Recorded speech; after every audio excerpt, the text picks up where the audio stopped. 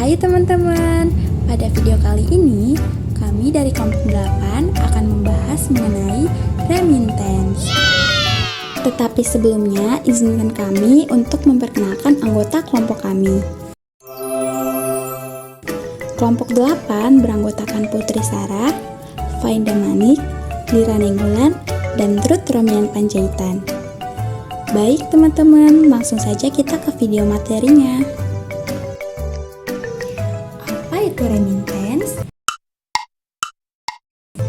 Remittance adalah pengiriman uang dari seseorang atau entitas ke penerima di lokasi lain, baik dalam negeri maupun lintas negara. Biasanya dilakukan oleh pekerja migran kepada keluarga di negara asal atau perusahaan untuk transaksi internasional. Remittance berperan penting dalam perekonomian karena meningkatkan kesejahteraan penerima dan menambah devisa negara. Apa saja ya jenis-jenis remittance? Nah, jenis remittance ada dua nih teman-teman. Yang pertama, inward remittance uang masuk ke suatu negara. Contohnya, TKI mengirim uang dari luar negeri ke Indonesia. Dan yang kedua, outward remittance uang keluar dari suatu negara. Contohnya, perusahaan di Indonesia membayar jasa dari luar negeri. Berikutnya ada metode pengiriman remittance. Nah, metode pengiriman remittance ini dibagi menjadi beberapa bagian nih teman-teman. Yang pertama, bank transfer atau wire transfer, SWIFT dan IBAN. Yang kedua, ada money transfer operator atau MTOS seperti Western Union dan MoneyGram. Yang ketiga ada fintech dan mobile payment seperti PayPal, Wise, OVO, dan GoPay. Dan yang terakhir ada kartu prabayar dan cek bankir. Remittance dalam ekonomi memiliki beberapa peran. Yang pertama, sumber pendapatan bagi keluarga penerima.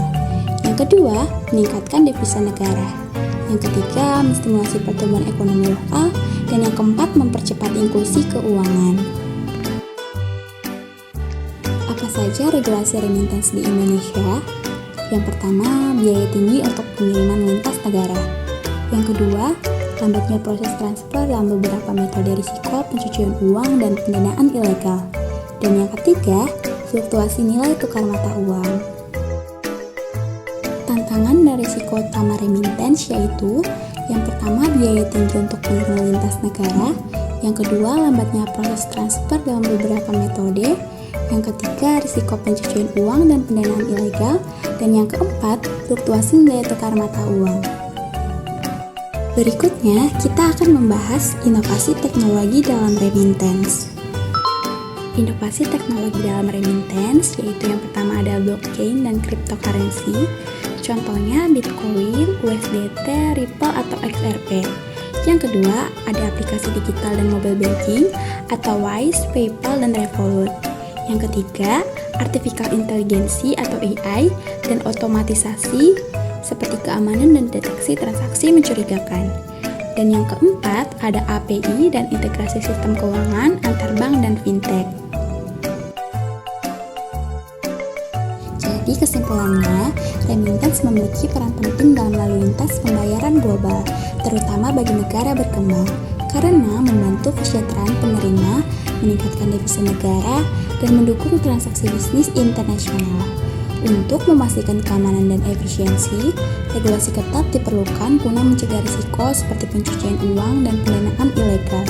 Selain itu, inovasi teknologi seperti blockchain, fintech, dan kecerdasan buatan atau AI semakin mempermudah serta mempercepat proses remittasi, menjadikannya lebih aman, efisien, dan berbiaya lebih rendah.